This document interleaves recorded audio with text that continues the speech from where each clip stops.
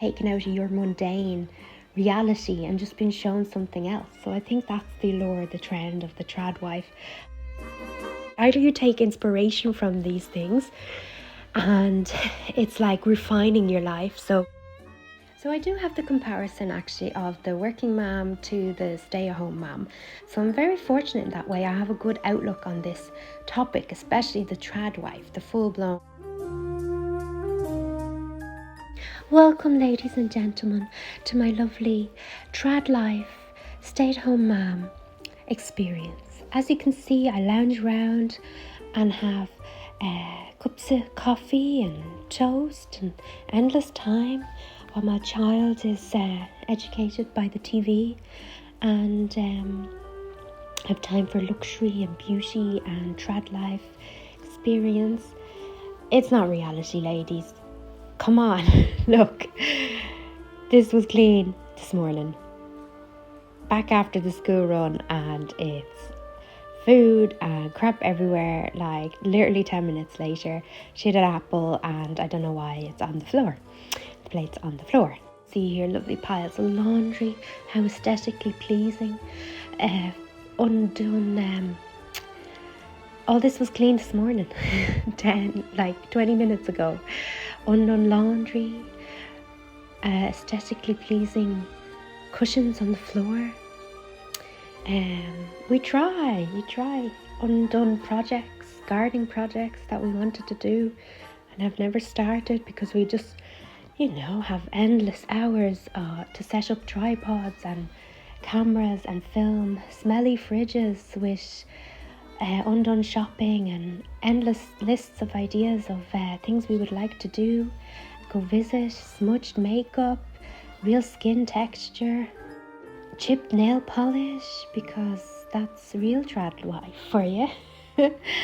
I'm not trying to, I think it's a great business model. It's like they're trying to create the allure. It's like ASMR, like the talking. People enjoy that. They enjoy that aesthetic.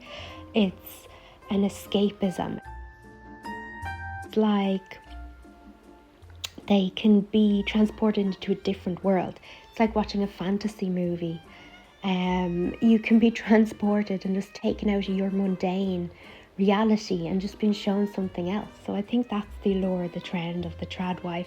But it can be very, very toxic. It's like unrealistic expectations. I think it's pretty, it's gorgeous it's the same as cleaning and organizing videos. Like in one of them they were saying there's this thing as working clutter. Like if you're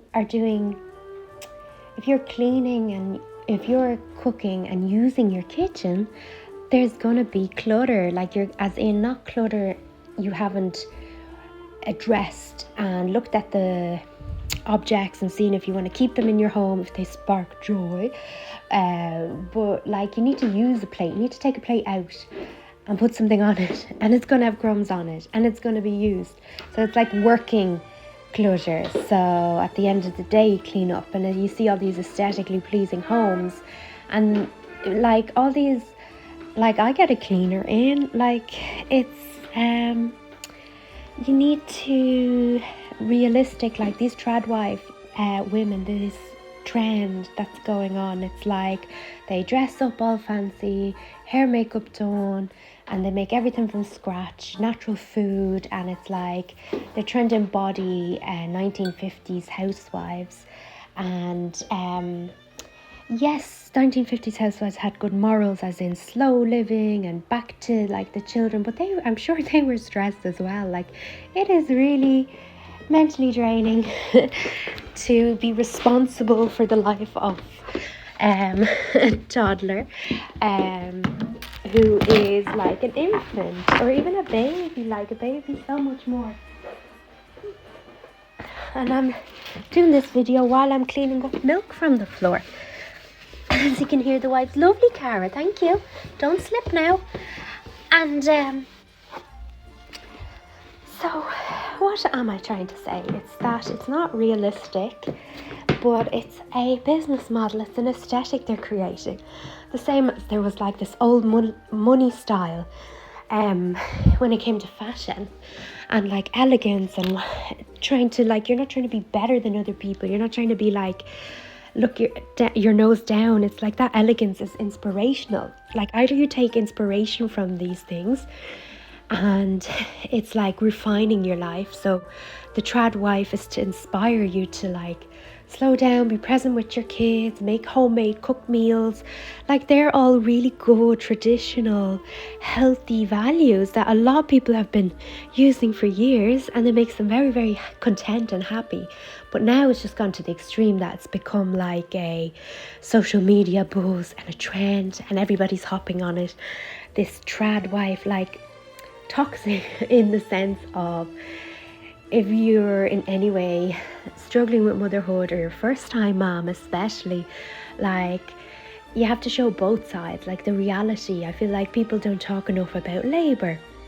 They don't talk enough about like postpartum and how like the reality of it, like that you have literally a period for a month after you've given birth. Like how is that not common knowledge? And just like women bouncing back and our bodies bouncing back, and then men coming to expect that's normal, and like, oh, why is your wife struggling with postpartum? Should she not look like a traditional housewife? Is she not happy to be on her maternity leave and be at home and off work? So in Ireland we get 6 months state assisted maternity leave, which is amazing. It's better than a lot of countries.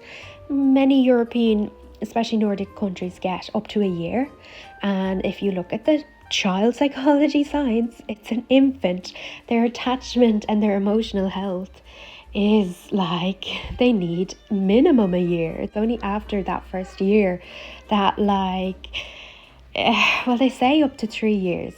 3 years is meant to be the actual, like, look at if we live to, on average nowadays, to 100, like 3 years is nothing, and you need those 3 years for your formation of your attachment, healthy, emotional, secure health. You need to know that your parent is always there to meet your needs, emotional needs, physical needs, safety, food, shelter.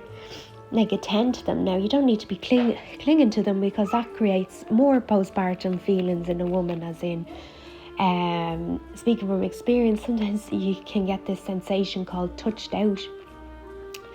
Too much time with any person, too much time attending to the child, and you need a break sometimes. It does feel like a job. You need personal space or downtime. And if there's also, like, which I would consider myself, highly sensitive parent, that like you get easily overstimulated, you get easily like too much noise, the telly's going, the household, the washing machine, managing everything. Like, it's an infant. It's not it's maternity leave. You're still working. It's not a holiday or a break, because you are now responsible for a child. So back to the original point of the trad wives.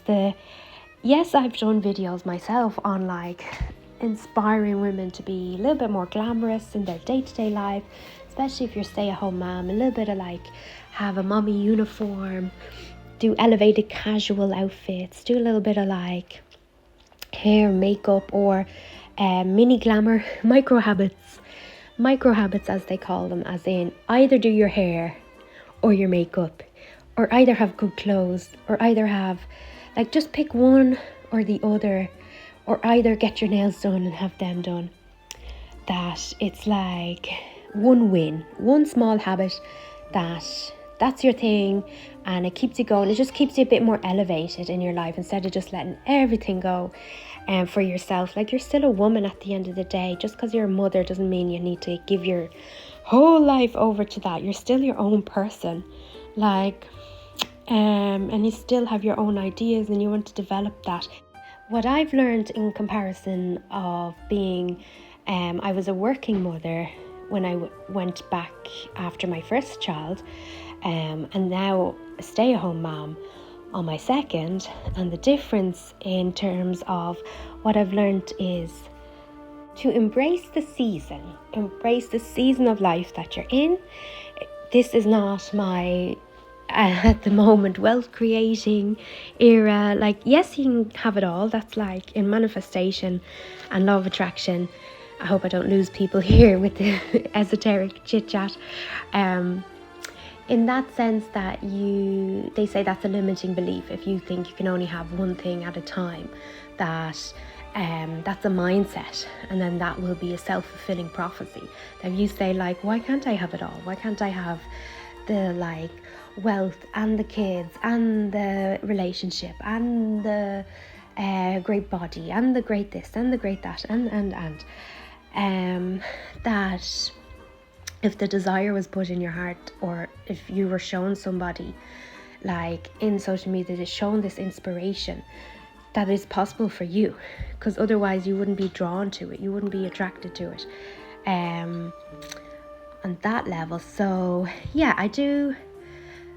So I have that contradicting thing of like, embrace the season. If this is the season you're in your life, like this is your child rearing season, this is your season to devote to the kids and give them the attention they deserve. You're going to have a lot more free time when they go to school, all the different phases of school. You'll have a little bit more time, and then they'll incrementally increase. They'll be teenagers and they won't want to know you, and they want to be off with their friends, and then they'll be off in college. What if they move away and emigrate later? Like, you'll have so much more time to catch up and do these things. And like, why do we wish this time away? And it's like, why are we trying to like burn the candle at both ends? And it's just that it's not economically viable. People have to work. Like, I'm very grateful to be in the situation I am. So I do have the comparison actually of the working mom to the stay-at-home mom. So I'm very fortunate in that way. I have a good outlook on this topic, especially the trad wife. So with the trad wife, you have literally become your partner's employee.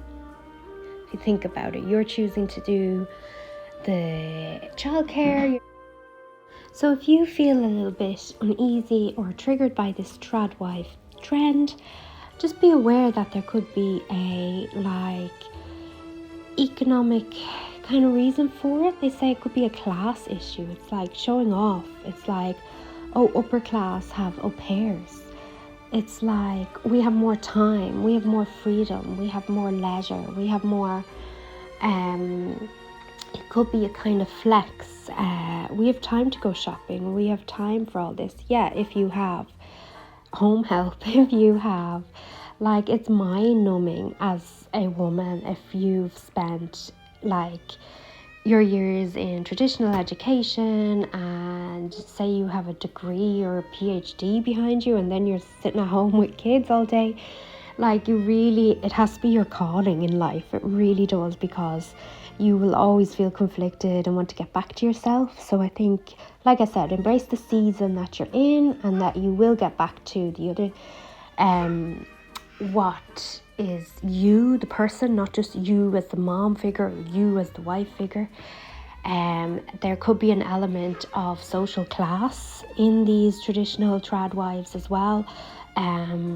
Like, look at who they are. They're technically doing a job. They're social media influencers, and look at their setup, their kitchen. Look at their lifestyle. Is it one of like genuine homesteading and prudent lifestyle, or is it a class issue maybe as well?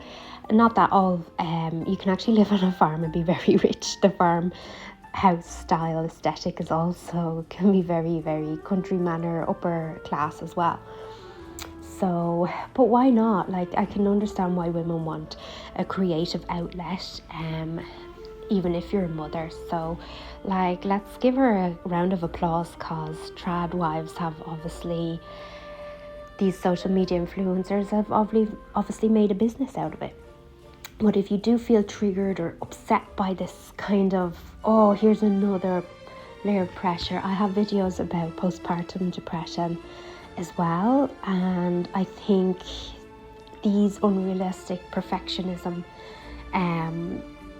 standards can actually trigger a lot of postpartum depression and not feeling good enough, and then trying to juggle all the things like your body image, adjusting to motherhood. Like I've spoken about, becoming a mother is the equivalent of, there's a word for it, there's an actual scientific term, matronescence. It's like adolescence. It takes as long as it does to get through puberty as it does to become a mother.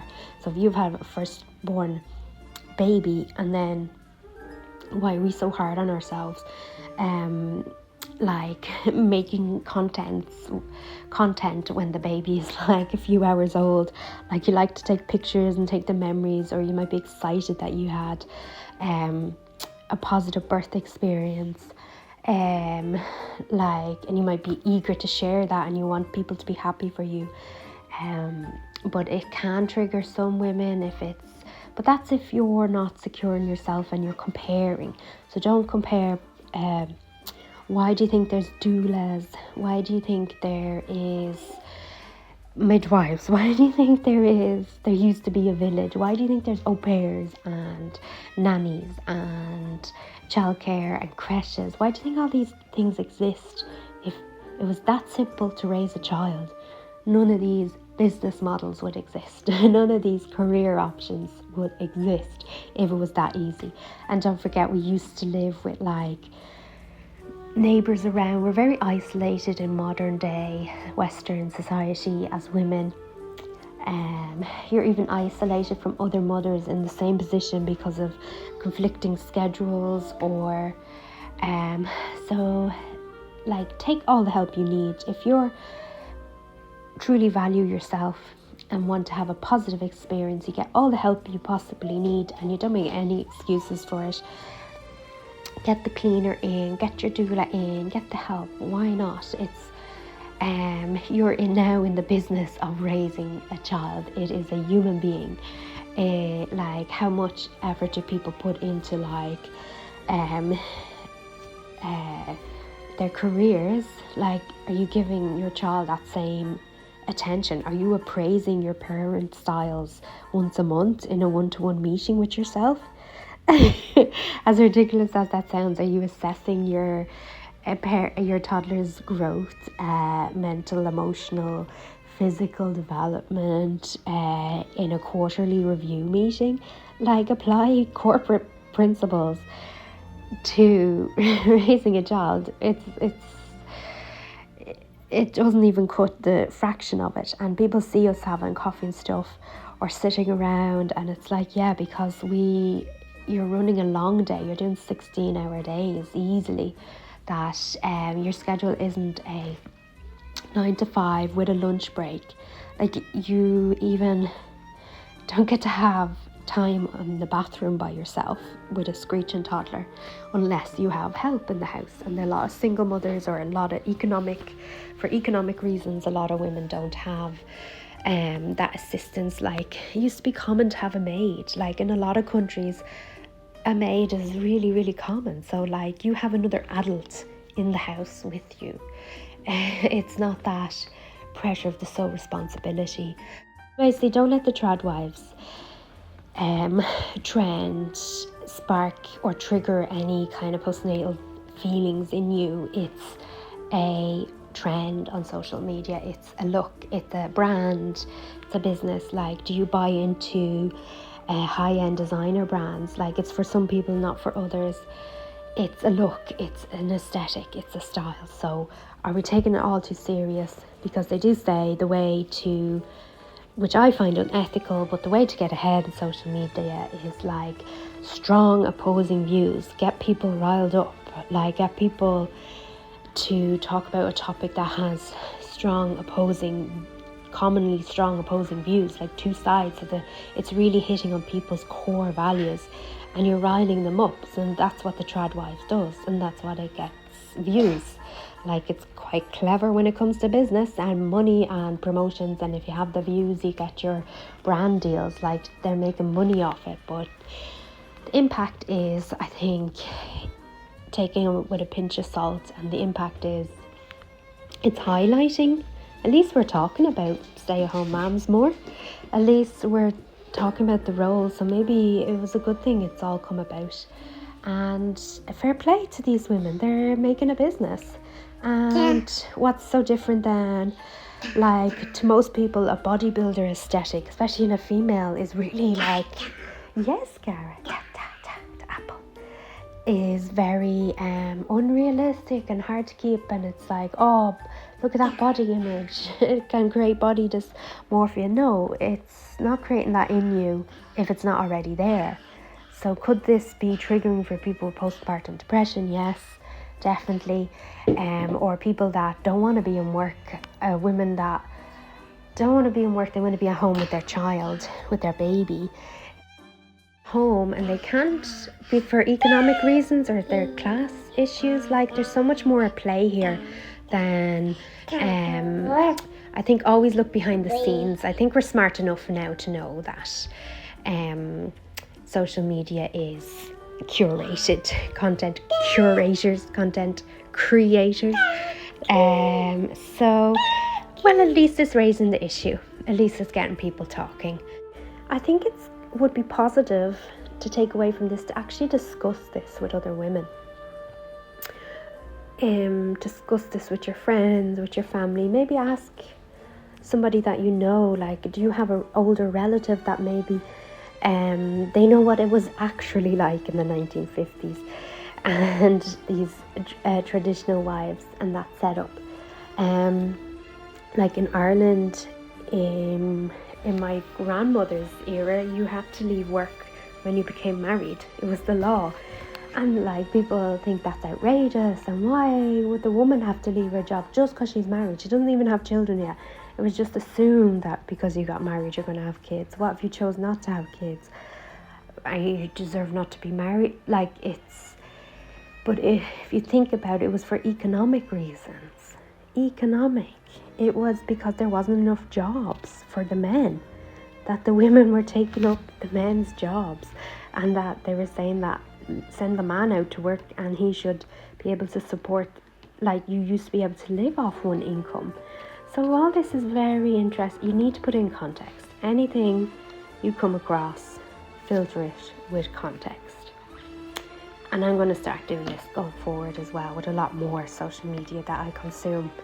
Really just to, question, where is this person getting their information from? Who is this person? What makes them an expert on that subject? What life experience do they have? What professional experience do they have on that topic? Is it worth listening to, or is it benefiting me? Let me know in the comments if you agree.